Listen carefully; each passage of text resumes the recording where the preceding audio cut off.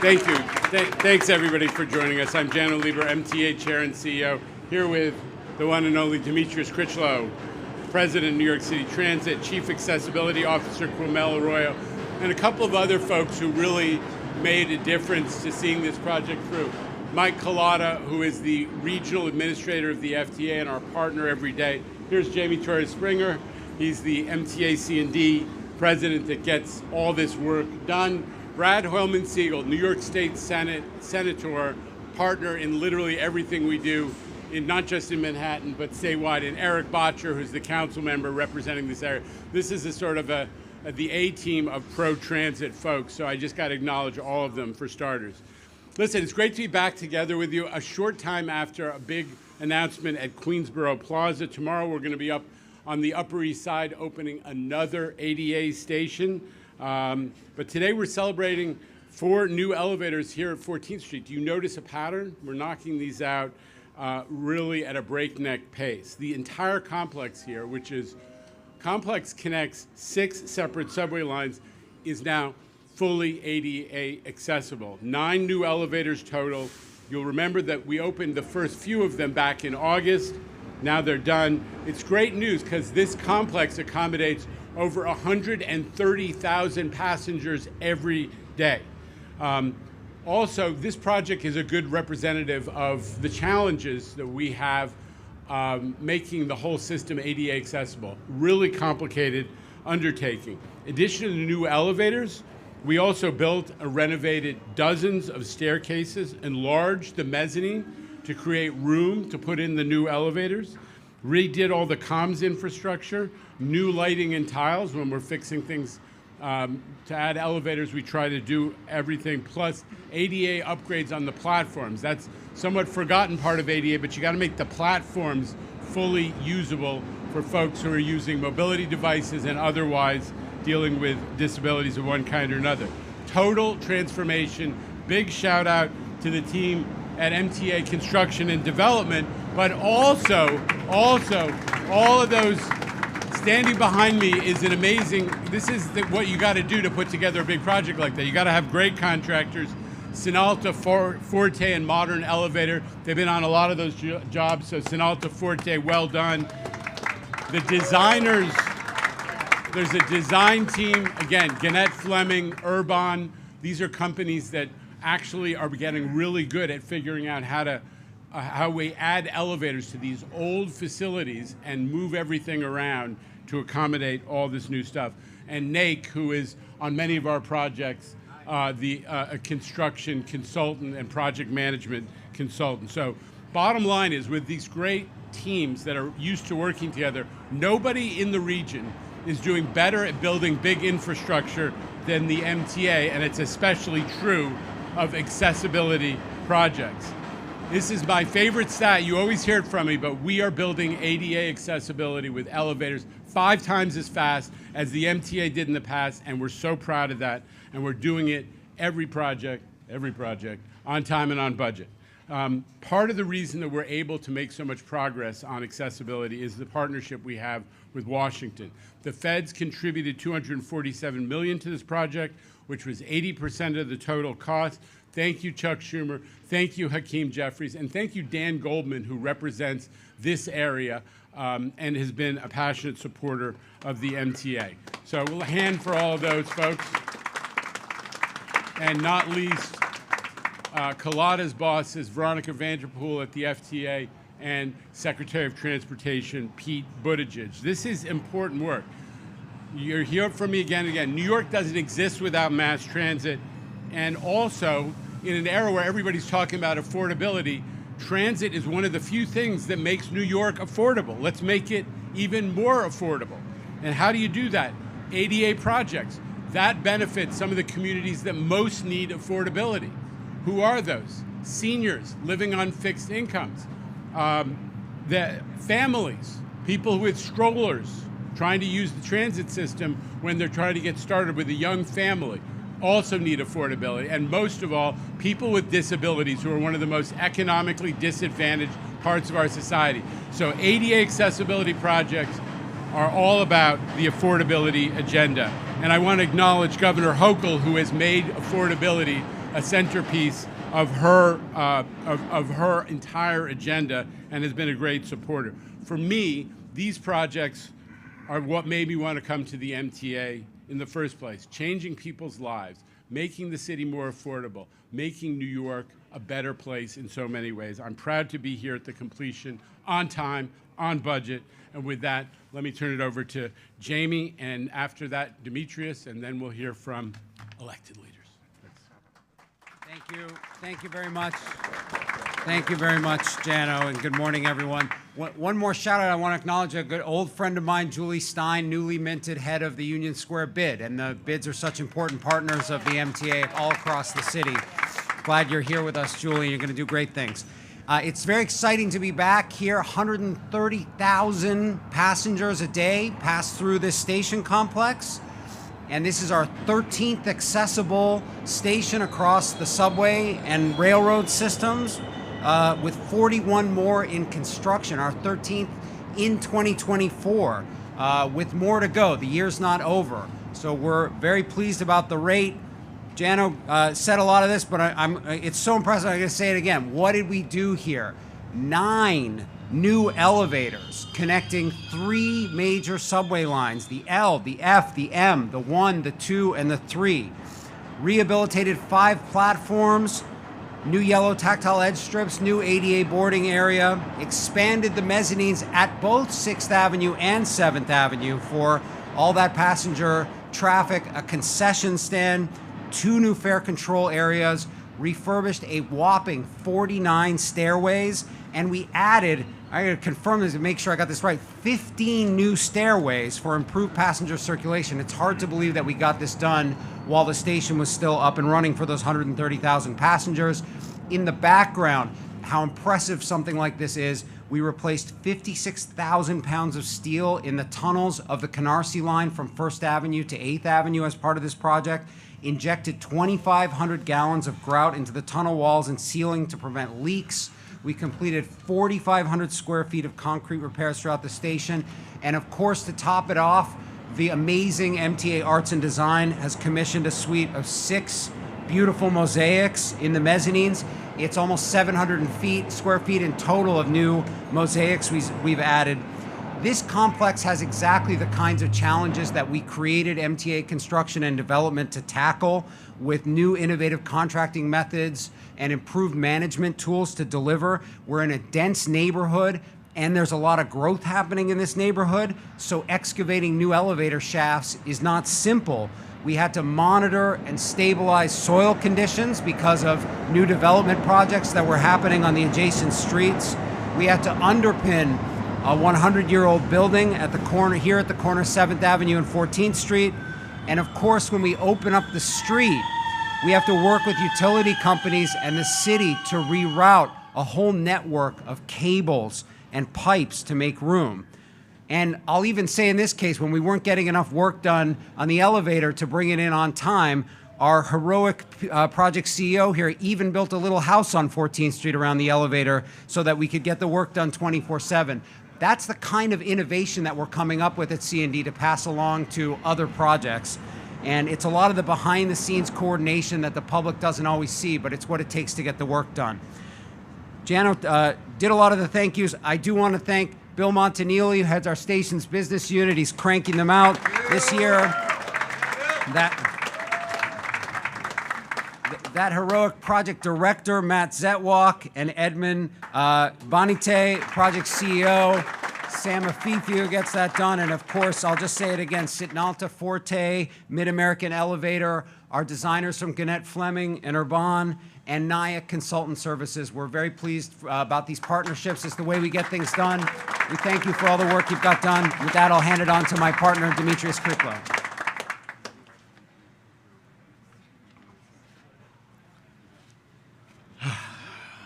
I got to tell you, as the president of New York City Transit, I love days like this. It's amazing to be able to get accessibility front and center in what we do. It's another milestone. I always talk about like connectivity and what this does for our system. Making this system more accessible makes the city more accessible. We are a part of this economic engine. We drive it. It's not just the city, the state, The whole country drives because New York drives. When you talk about there's 130 customers that go through this very station, just for context, 130,000 customers that come through this station. That's the equivalent of MARTA's entire population of customers. MARTA Atlanta, they don't have 130,000 customers, and we have them come through this one station. So when you talk about New York and what we do, it's nothing like New York. This location houses the L, the F, the M, the 1, 2, 3, connecting boroughs, connecting Brownsville to Jackson Heights, to Ridgewood, to Wakefield. Like, this is where it's at. And when you take locations like this that are extremely difficult, and as you hear, trains come every couple minutes, that's music to my ears. That's what we deliver in New York. This is not your same old MTA. We're here to change the way we're seen as this inside of New York. They talked about what happened at this station specifically, so it doesn't make sense to go through it all again. The reality is, this is new, and it's beautiful. It's nice to be able to connect people with what real change is, giving them real opportunities for accessibility, and that's what this new MTA is about. With that, I will turn it over to my partner in crime, Camille Arroyo.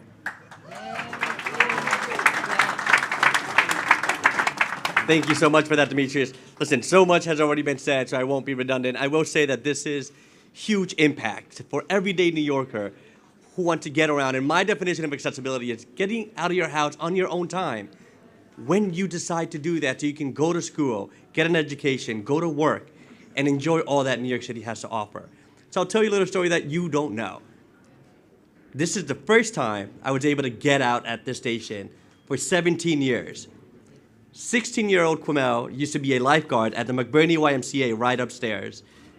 And I used to come here at 5:30 in the morning, get out at this very station to go open the pool, and then go to high school on 18th Street, get back on the train to go to work at Merrill, and come back right here at 11 o'clock to close the pool and close the Y.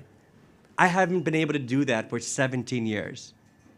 And I am so proud of this team that today you unlock potential for other kids. Jano, you mentioned it. New Yorkers with disabilities, people with disabilities, are the largest overeducated, underemployed population in America. And projects like these will change that. They will make that a reality.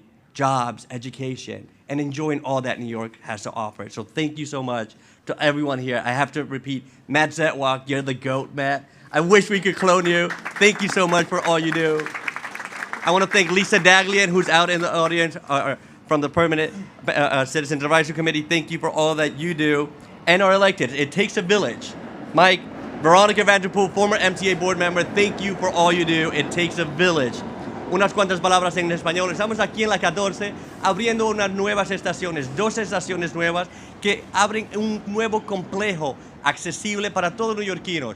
Yo usaba esas estaciones 17 años atrás y hoy por primera vez en esos 17 años puedo volver a usar el tránsito aquí en la 6ª Avenida y 7ª Avenida aquí en la 14. Es un gran día para nosotros en la MTA y para mí es un orgullo ser parte de este equipo que está trayendo una nueva realidad, nuevo potencial y nuevas oportunidades para todos los neoyorquinos de moverse con independencia. Muchas gracias. Wow. Tough act to follow, but we have Mike Collada, who is the Region 2 Administrator of FTA, and this is the agency that delivers all that Biden administration and federal money to the MTA. He's been a great partner. Mike Collada.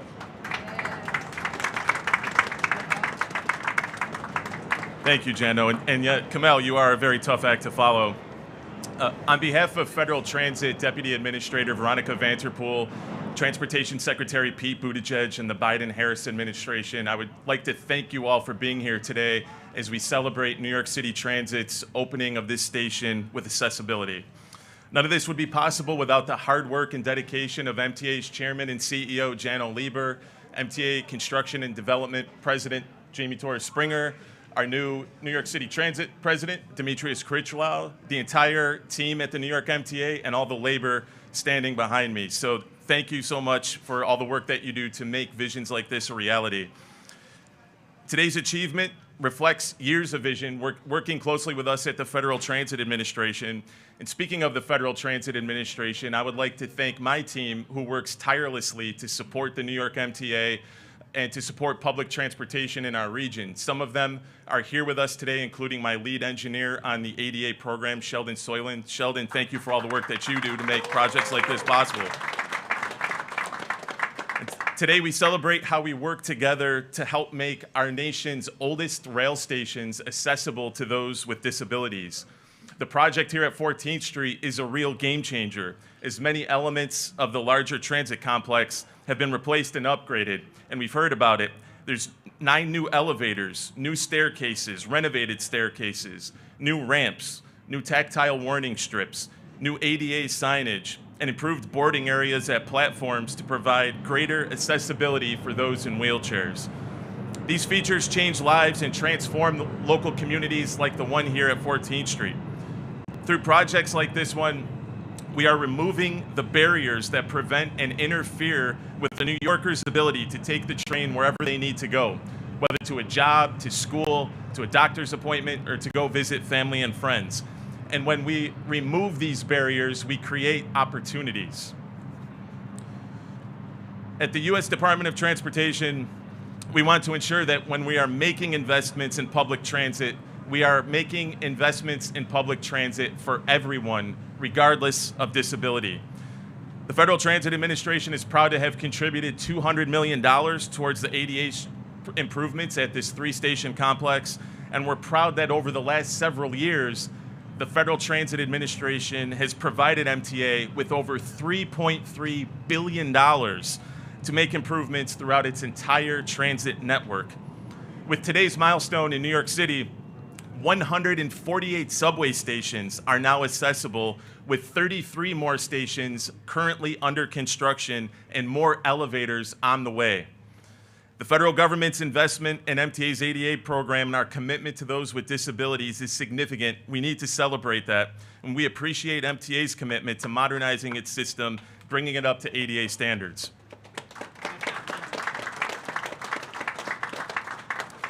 We recognize how important these improvements are to the workers, commuters, business owners, and residents in the city. Thanks to the bipartisan infrastructure law, we have even more opportunities to support accessibility needs across the region. I'm very much looking forward to more events like this one today, including tomorrow up at Hunter College, 68th Street, which will be a historic milestone for the Americans with Disabilities Act as we complete the last key station under that legislation. And in closing, let me just thank again Jana Lieber, the MTA, all the public officials gathered here today for your efforts to complete this important project. It's an honor to be here today. It makes me proud to be a New Yorker. Thank you.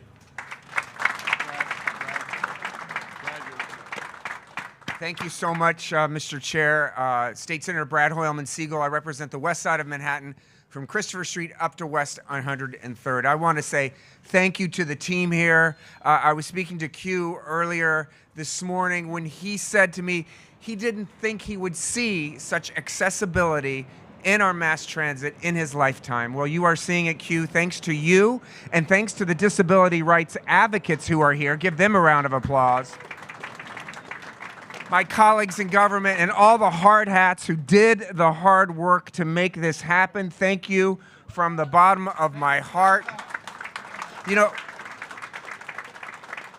accessibility to mass transit is a human right, and that's what we're seeing come to fruition today and across this entire system. I say to the cynics, to the naysayers, and to those who think that their tax dollars aren't being well spent, come down to 14th Street. See what has happened here to make our system accessible, to keep the lifeblood of our economy moving, and to make sure that folks who are disabled or parents with strollers, dads and moms, have access to the subway system as is deemed by our ADA and our state constitution. So I'm very proud to be here to support mass transit and to make certain that we extend it even further. Thank you so much.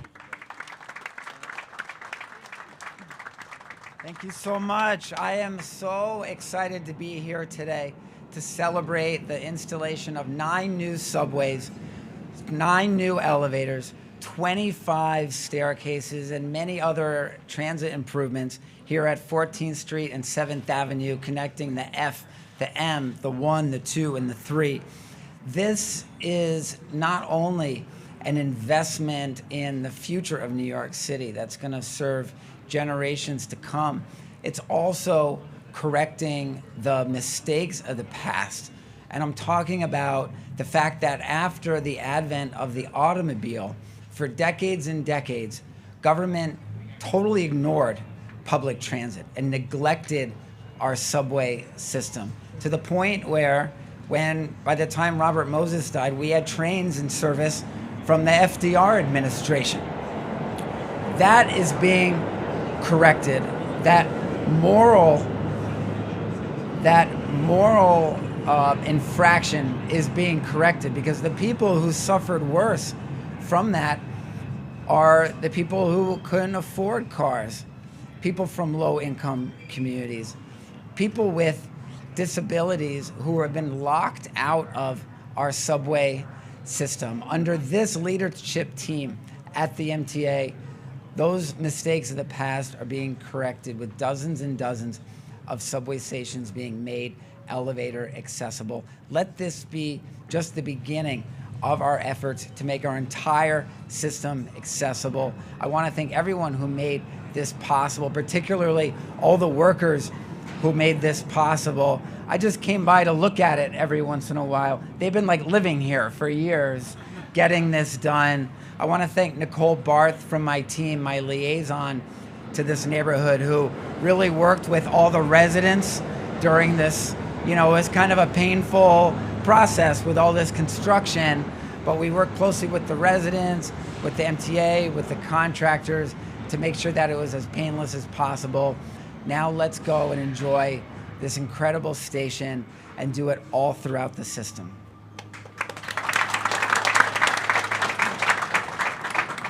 And an extra shout out to our disability rights advocates. They are a constant at these events, and they've been a constant at all MTA public hearings and meetings for so long, because they understand the importance of doing this kind of work. So thank you to all of you. Listen, before we're going to do on-topic Q&A. Where is Minton? So Ray? Yeah, I'm here. Okay. I'm here, Mr. Chairman. Ray.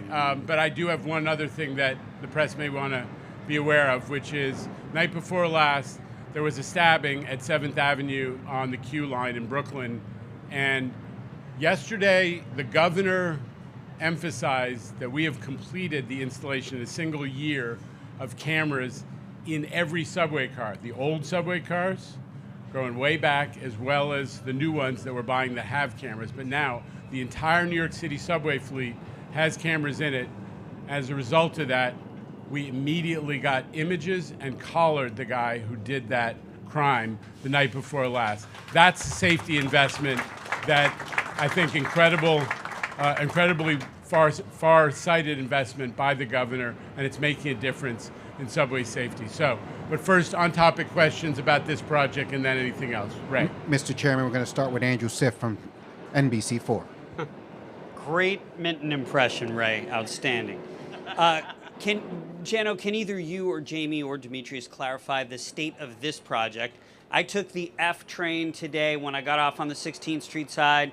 There's a big blue wall of construction. That elevator is not open yet. Are there a number of other elevators yet to open in the entire complex? And also, maybe Q would address this. If you take that corridor to transfer from here to the F side of things, can you get down there, or is that still missing an elevator over there?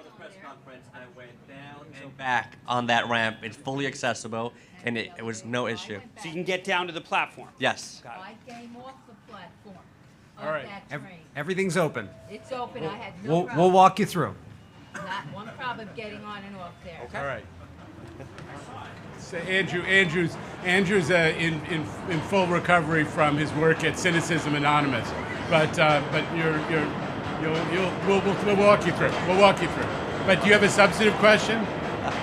Do you have a substantive question? I mean, I'll go straight into my other question. Yeah. Today, the Inspector General is out with a report Yeah. about accessibility. Their finding is that a large percentage of emergency exits, and this was something they did in late 2023, and they cite your response that you've invested in the next capital plan to address this. But are you concerned about the current state of repair of emergency exits into and out of stations? Yeah, I mean, I'll let Demetrius respond to it, but listen, there were a couple things that were uncovered in that report, but number one, there was a little bit of, I think, I wouldn't say misleading, but to conflate things where there were temporary conditions, not that emergency exit was blocked, but some kind of temporary condition or the cracking of the pavement on the way to emergency exit with the emergency exit being locked or chained or something, I didn't think was totally on the number, and we're really attentive to emergency exit. And we had to use them just this week, and they function properly. We're working on making sure that the fire department can help us get people, God forbid, out of tunnels faster than they did a couple of nights ago. But those emergency exits worked, and we're absolutely committed, not just because it's the law and the code, but as a practical matter, our riders need it, and our employees need those to function. Demetrius? Just say we have millions of assets in this trillion-dollar asset. And so we pay extreme attention to safety. And as the chairman said, 3,500 customers were just evacuated last week, and it was done safely. So we're confident that, our goal obviously is to keep our customers on trains. But if the unfortunate event comes that we have to evacuate, we're confident that we can do it safely. All right, Mr. Chairman, Samantha Liebman from New York One has an off-topic question. Well, I have one on topic, actually. I just wanted to get like a tally, like altogether, how many ADA accessible stations there are, how many are in construction, and then how many total are in the pipeline. So the answer is, as we say on the trains, they're over 150. We'll give you the exact number that are fully ADA accessible. We have 30, I'll have to check the number for sure, but I've been saying it the last couple of weeks. We have 36 under construction, and what? 40 with package 6. 40 under construction.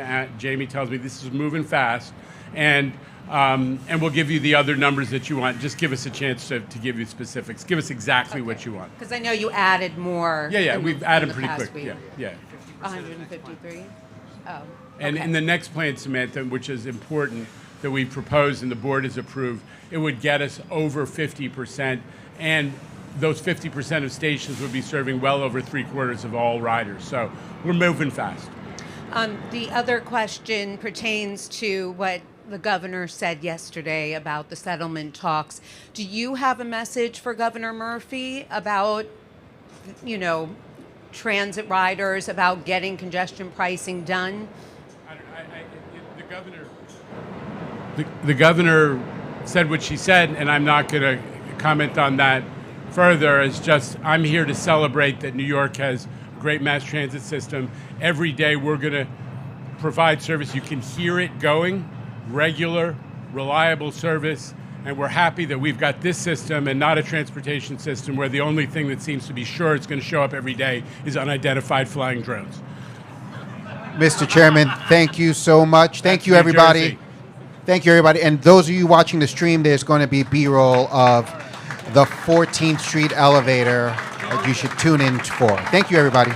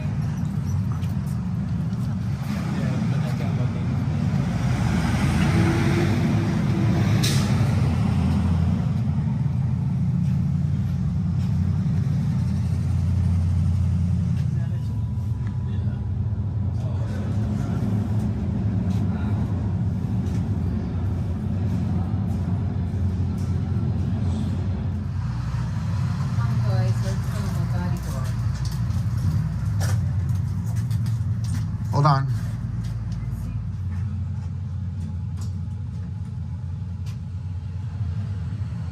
So they found 3 columns, 1B9.